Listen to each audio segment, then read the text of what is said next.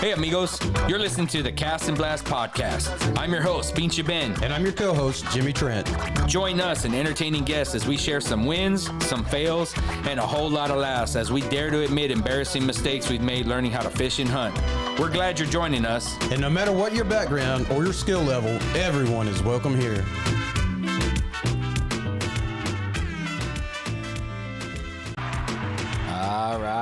All right, man. We're getting started here.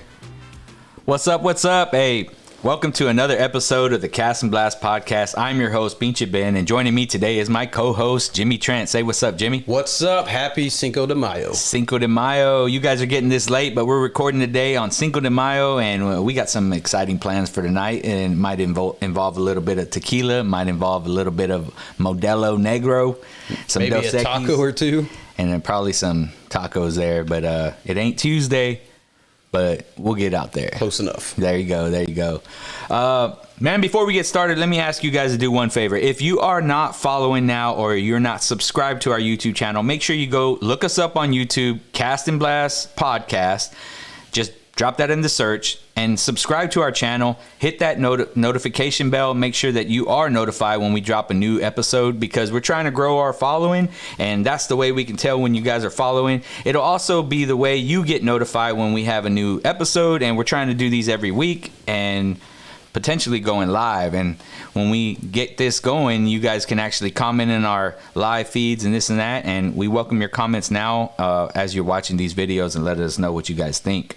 So, man, let's kind of dive right in. Today's episode, what? 16. We're 16? On the big 16. All right, we're guys. Teenagers. We're clean teens, and we're going through, 16 episodes, man. That's crazy. I remember it feels like it's flying by, and it feels like we've recorded a lot more. Yeah, it does. But, well, we have kind of recorded a lot more, but some of it just didn't make it. That's right. That's right. So, I tell you what, man, episode 16 today is going to be about bank fishing, and we're just going to talk about some of the advantages and disadvantages of, fishing from the bank. And a lot of you guys are probably in the same boat as we are. No boat? No boat, yeah. By default, that's why we're bank fishing. So, you guys are out there trying to get finding your edge of water, and sometimes it's not easy, man. And there's some challenges that come along with bank fishing, and we're gonna dive into some of those, and we'll talk about some of the advantages that we have over some of the people that are getting out there on the water in the boat or the kayak. And some of the things that we do from the bank are the same thing you would do from the boat, and the principles are the same, and we'll get into a little bit of that. But man, Jimmy, we've been doing a lot of bank fishing here lately. It's been fun. We've been having some success, and sometimes it's not so good, right? So yeah, it hasn't been so good. Not yet, but it's firing up, right? It's getting better. But some of that, you said that you haven't done a whole lot of catfishing, and that's what we've been doing mostly. So with that, kind of got introduced in some of the ultralight pan fishing, which is what we use for bait. So you kind of fell in love with that. It seems like you've been having a lot of fun with that. Man, I'm hooked, and that's kind of like a new thing for me because I've been going freshwater since I moved out to Central Texas. My biggest target has been largemouth bass. So I've kind of set my whole tackle, my rigs, my fishing rod, and my fishing combos. They're all kind of geared towards chasing largemouth bass, and of course, smallies when I'm out on a boat or whatever. But now that I've gone after panfish with ultralight tackle, and man, it's so much fun, and I'm hooked, bro. I tell you what, man, it's kind of like a newfound love for me, and it's a different kind of challenge. You're actually it's just a whole new world for me, man. Just fishing ultralight, going after panfish. Catching bluegill is fun, man. Which is crazy. Look how hard it's been just to catch a bluegill. We were in academy the other day, and we had a gentleman come up to us, and he was like, I can't catch perch. We can't catch perch. And we're like, yeah, man, we're on that struggle bus ourselves. But, hey, we've caught just enough to catch some fish, though. And caught some good numbers and good sizes, Yeah, some nice ones. Yeah, so I don't know if you guys caught that, but I had told Jimmy that it wasn't that I haven't done a lot of catfishing. It's that I haven't done any freshwater catfishing. So we were able to get you your new PB then. Yeah, exactly, man. And I think those were pretty good sizes that we got. What would you say, maybe 20 25, 24. Where were we in those? So that biggest one you caught was, I don't know, probably 26, 27 inch. I don't know, probably. Yeah. He was bumping that 10 to 12 pound range. Nothing. Yeah. He's a fun size fish, right? Nothing real big, but something fun to reel in. Yeah, not breaking any records yet, but man, I'm kind of enjoying a new method of fishing and chasing a different species. So that's fun for me. I'm enjoying it. And I like the process, man. You know, going after bait fish first, taking those, you know, stacking that up and then moving to a different spot, wetting the lines and getting some rods set up for catfishing. Yeah, there's some bad, I'm not going to say bad, well, there were some not so good things that happened, right? Yeah. So, what was that, man? Well, the first one, right? So we're trying to catch bait. We're trying to catch perch, bluegill, whatever you want to call them, with worms, right? Yeah. So we always take snacks with us. We go out. We're hungry. I just got done worming a hook or worming a worm onto a hook, and you always get that worm shit and slime on the hands and stuff. And I just wipe it on the pants. Like, sure. Good. Well, I got that out, kind of cast out, and I'm like, all right, man, I'm going to eat my snack. And I thought I wiped everything off my finger, but I didn't, man. So I got that big old worm shit in my mouth, dude. Oh, man, it was so bad. You got the doo-doo. The doo-doo. I got the poo I got the poo on me. Yeah, man. So, man, another thing that happened to us. Bro. Oh man, we've had a good week. Yeah, well, we had an expensive week. So we're sitting out there fishing, man, and we had just basically set up. We set up our rod holders. We cast it out and we set up all our catfishing rods. So we got all the bait out there. We cast it out where we want it. Everything's set up, setting up our little bells on the ends of our rods, right? Yeah, well, we were kind of struggling to catch the amount of perch that we wanted for bait.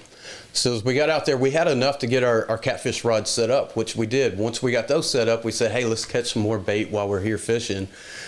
So I can't remember what happened, but I had my little bait rod, and I just tossed it out, and it was just sitting there. And it was either you or Tyne. I went to go do something, and next thing I know, I just set that little bait rod as it up against the stick, and as it's sitting there, I had to do something. I don't remember what I had to do, but I turned my head for 1 minute, and that bait rod had been out there for 15 minutes prior to me like putting a new worm on there, and like nothing happened.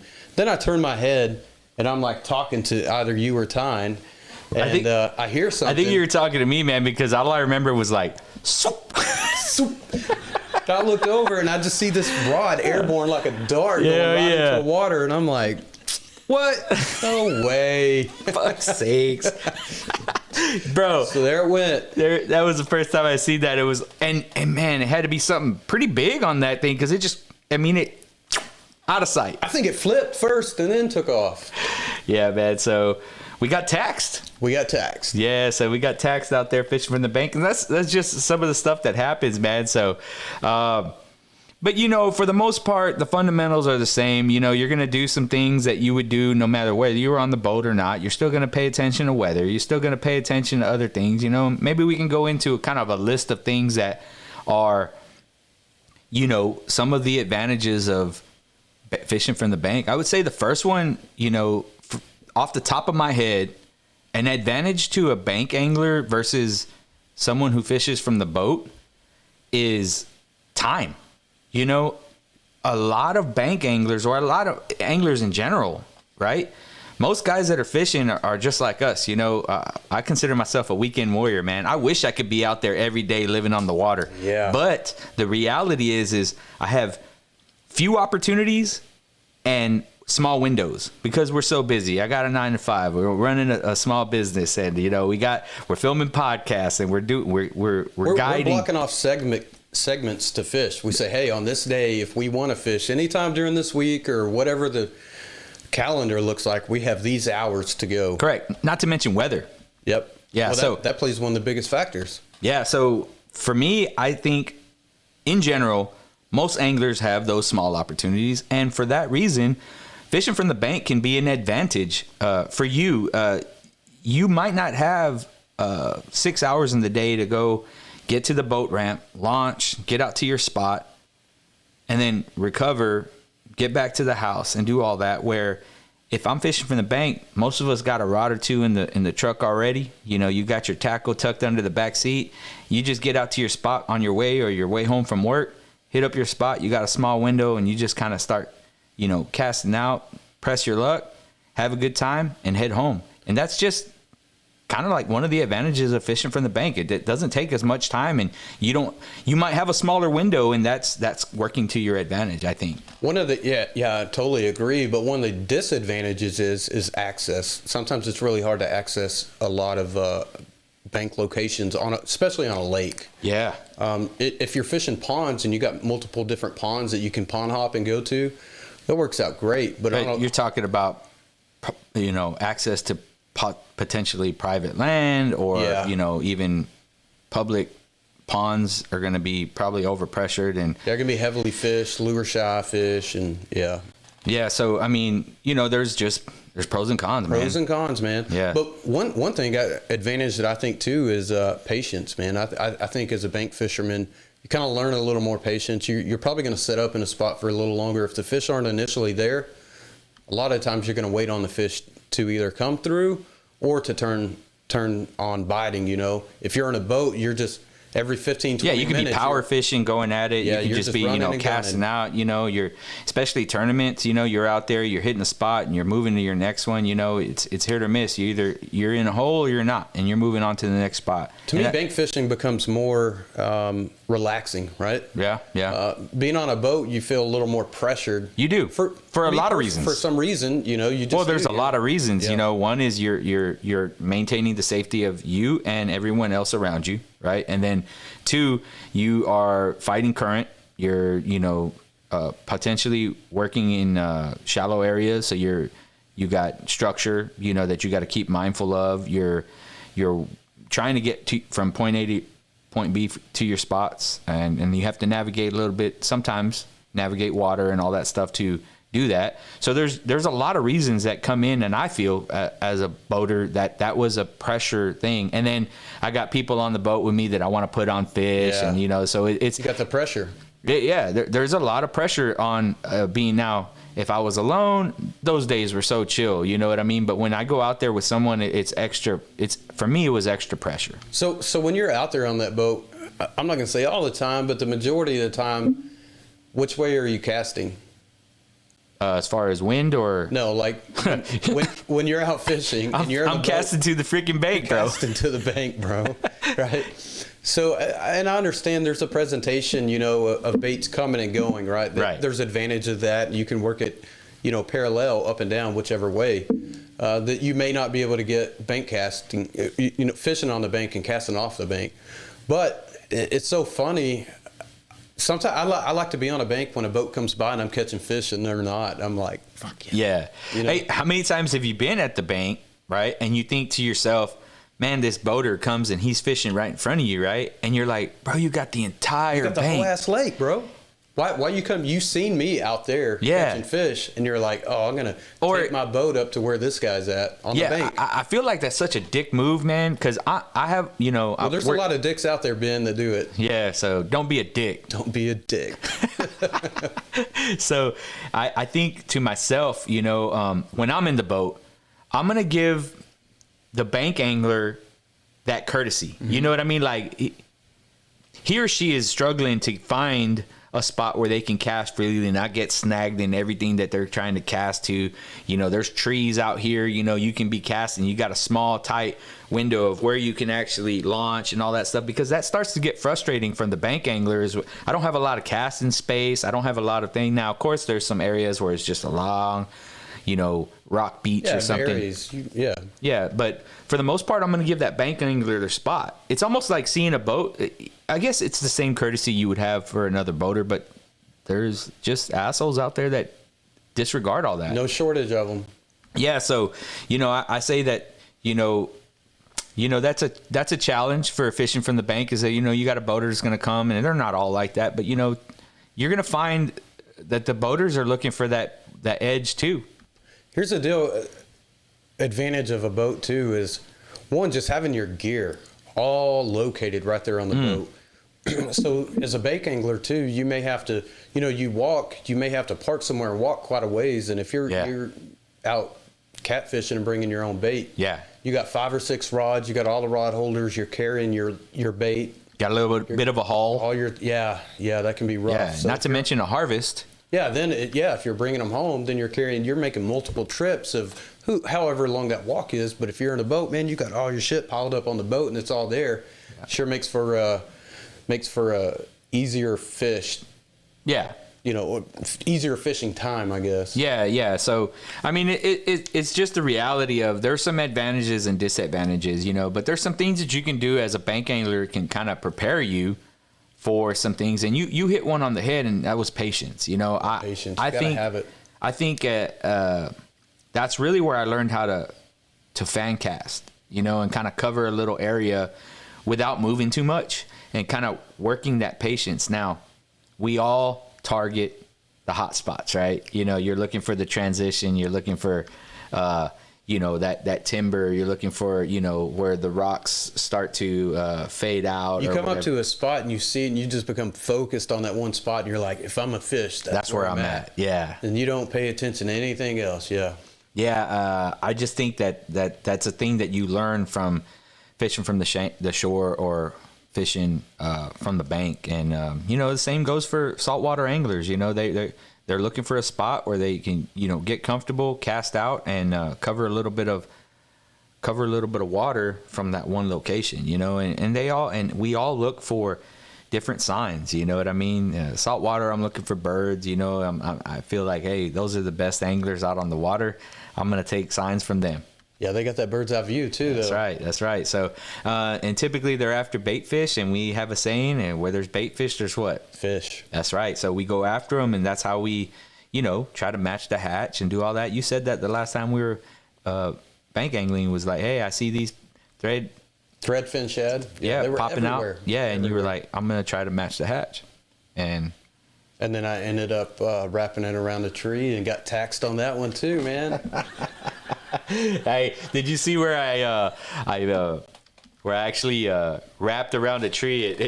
Bro, you got lucky on that one. It wrapped 3 times. It went whoop. You either got mad skills or got luck. And then it just unwrapped and came around. I was like, no way, bro. And you're like, what happened? I was like, you didn't see that? But yeah, man, and that's exactly some of the disadvantages too from fishing from the bank. Do you find that you got less snagged fishing from a boat than you did from the bank? I don't know. I'm going to say about as equally as much, because if I'm in a boat, I'm going to get myself up into get back into it. I'm going to get up in the nastiest stuff I can that looks super fishy. Yeah. And I end up losing just as much gear. I mean, you can recover more gear from a boat. You can recover more. Yeah, that's the thing. You can get in some pretty nasty stuff too, to where you lose just as much. So I'm going to say about as equally as much for me. Okay. So like for me, my experience was a little bit the opposite. And I'll say this because typically from the boat, I can go right back to where I'm snagged, get my tip in the water, undo what I need to do, pull out, and maybe I'll lose tackle, but I won't lose. I just feel like I was able to recover a lot more tackle. I'm also the guy that I don't freak out, but I get frustrated with it. As soon as I get hung up, I'm just like, I'm like yanking and pulling. Yeah, let it go. Yeah. I'm one of the guys who gets frustrated when I'm not catching fish. Hey, we all. We were out there, and I said, every time we get to a new spot, and I start wetting the line. Within I'm out there. 30 seconds. Within 30 seconds, I'm like, there ain't no damn fish in this water. Ain't no fish. Yeah, so it's kind of an inside joke. I start casting, and within seconds, my impatient ass is like, there ain't no fish in this lake. But it was tough, man. It's been tough. We caught some fish, but we didn't do very well, really. Well, in your eyes.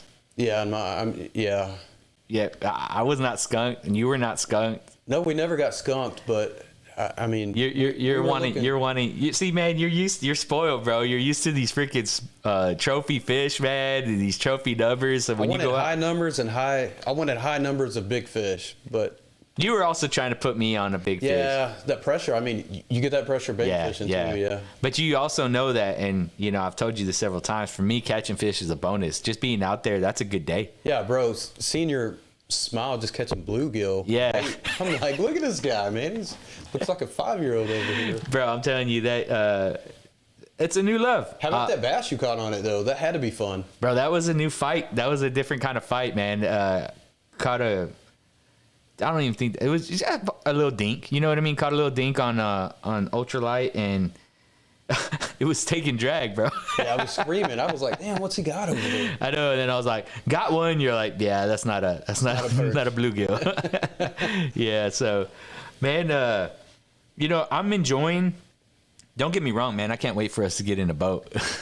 Yeah. Yeah, but I'm enjoying finding spots.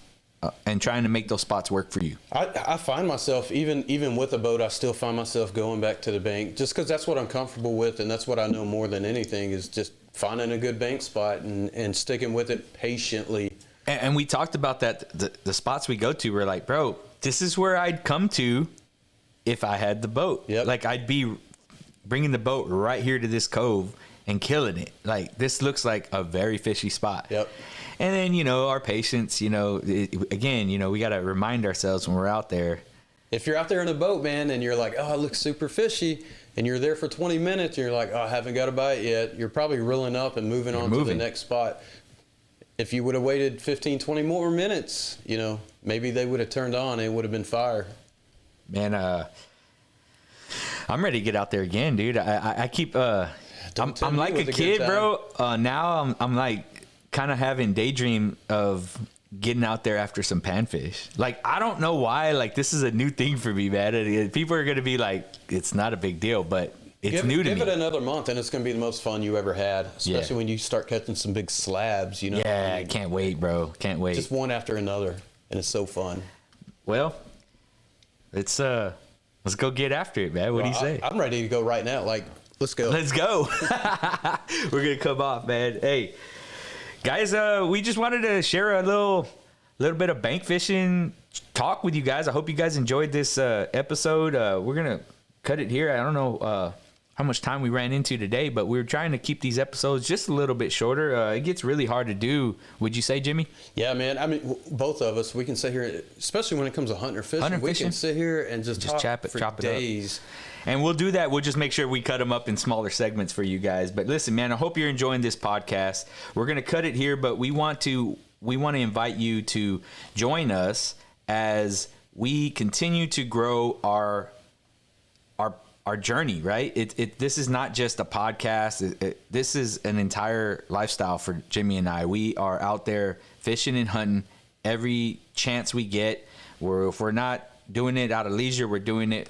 It becomes work for us, don't it, Jimmy? It does become work, but we're doing it for fun, and we're not only it's something that we've both always wanted to do. We've both always been outdoorsmen, and it's just something that we've always wanted to share with people. So that's what we're trying to do, and this is fun for us just as being out on the water in the woods is. And the cool thing about it is we're actually sharing this journey with you guys. So what you don't know and you don't see is the stuff we're doing behind the scenes to build this dream that we have as, being outfitters and, guiding hunts and fishing trips. So we're working towards that, and man, we're doing some good things in the background that are going to a lot happening behind the scenes. A lot of exciting things, and it's all for the better. But man, hope you guys are enjoying these podcasts because they're going to develop into sharing these experiences with you guys. And as this journey continues, we're going to be sharing these little things that we know that you're going through yourselves out there. And how many people? What's the percentage of bank anglers out there? I don't know. I think there's something like 17% of all people in the United States fish, and I would think that 90% of that 17% are probably bank anglers. So hopefully we're getting that many people to watch this podcast. That's a big number. All right, man. So, hey, I hope you guys are enjoying these podcasts. We're going to cut it here, man. We look forward to seeing you on the next one. Make sure you're subscribed so you get notified when we drop a new one. Man, Pinche, Ben, and Jimmy. I got one thing. What's that? For any of you that are ever out fishing Belton Lake and you see a little white lose panfish combo, if you see a little white rod and reel, and there's a hook on. I mean, there's a fish on the hook, and you catch it. Just hit us up in the comments. Let me get that rod and reel back. That's all I'm asking. So Jimmy said, let us know in the comments, and we'll send you the address so we can pay for shipping and get our bait rod back. And we'll ship you a hat if you find a rod. There we go. So we hope to get a bunch of emails and all these like. That thing's gone forever. Yeah, that thing's gone forever, man. Hey, we're gonna be sharing some more wins and fails with you guys. So stay tuned and follow us on these podcasts as we share these stories with you guys. Pinche Ben and Jimmy signing out. Laters. Hey amigos, if you enjoyed this episode, we invite you to subscribe so you can be notified when we post new content. And if you feel like leaving a comment, please do so for this podcast and share with your friends. Thanks for listening, and I hope you had as much fun as we did. Now get out there and enjoy the Cast and Blast lifestyle.